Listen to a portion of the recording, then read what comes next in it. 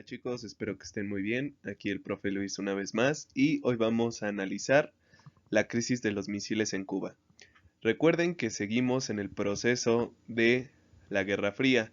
Por consiguiente, este es un acontecimiento más que se suscita durante este proceso histórico.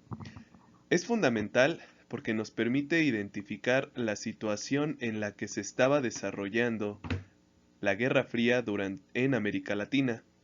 Para la historiografía americana, es uno de los grandes puntos álgidos en donde América Latina casi provoca una guerra nuclear por los intereses soviéticos y norteamericanos en una isla tan pequeña como lo es Cuba en el Caribe. Así que vamos a iniciar. Las causas de este conflicto son variadas y son muy diversas.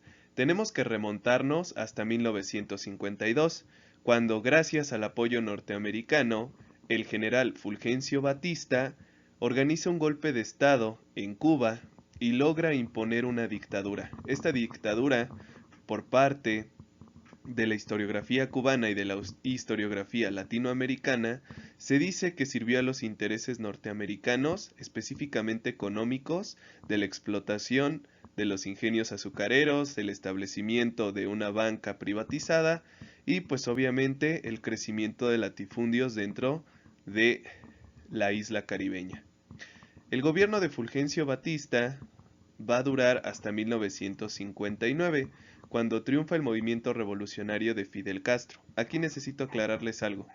Fidel Castro en un primer momento no va a decantarse por la postura socialista. Es más, ni siquiera tenía una postura política bien definida. Lo que sí atribuye la historiografía a Fidel Castro es que su política iba orientada a las necesidades, a la satisfacción de necesidades de la población cubana, esa población marginada y vulnerable, es decir, los pobres. Cuando se consolida el triunfo de Fidel Castro e inicia su régimen dentro de la isla caribeña, implementa ciertas medidas que no le van a parecer tan bien a los norteamericanos. ¿Por qué? Porque se podrían catalogar como socialistas. Dentro de ellas está el incremento al salario mínimo por parte de los trabajadores y la clase trabajadora. Es decir, los obreros iban a mejorar sus condiciones de vida, cosa que con el dictador Fulgencio Batista no se logra consolidar. También reorganiza el sistema de salud y educación. Esto lo hace con una finalidad bien específica, que las clases vulnerables o los sectores vulnerables de la población tuvieran una oportunidad para poder salir adelante y que el Estado garantizara las necesidades a las que estaba obligado a cumplir. Pero el punto 4 es el que en verdad motiva que los norteamericanos intenten realizar una intervención en la isla cubana.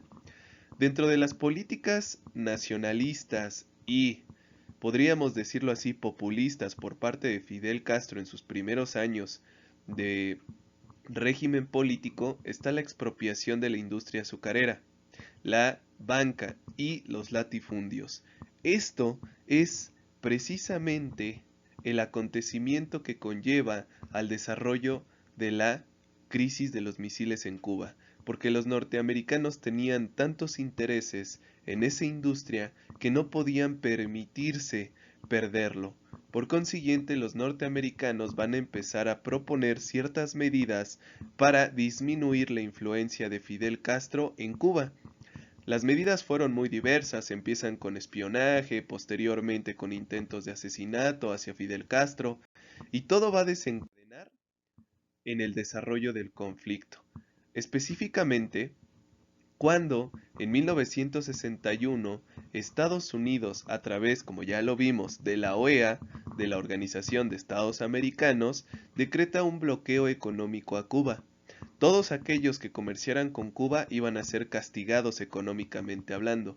Por consiguiente, los cubanos se quedan solos. Esto orilla a que Fidel Castro busque un aliado político, alguien que quiera comerciar. ¿Para qué? Para que esta medida que iba a poner fin al régimen de Castro no se llevara a cabo. ¿Y a quién acude? Así es, a la Unión Soviética.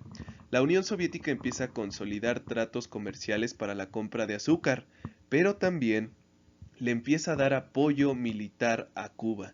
Este apoyo militar se ve evidenciado en aviones, tanques, misiles, ametralladoras, fusiles, pero lo más importante, el adiestramiento del ejército cubano por parte de asesores militares soviéticos. Esto ya es el desarrollo del conflicto. Por consiguiente, los norteamericanos empiezan a evidenciar que esto se va a escalar de forma paulatina o de forma drástica dependiendo si la Unión Soviética sigue apoyando a los cubanos o en su defecto quita el apoyo.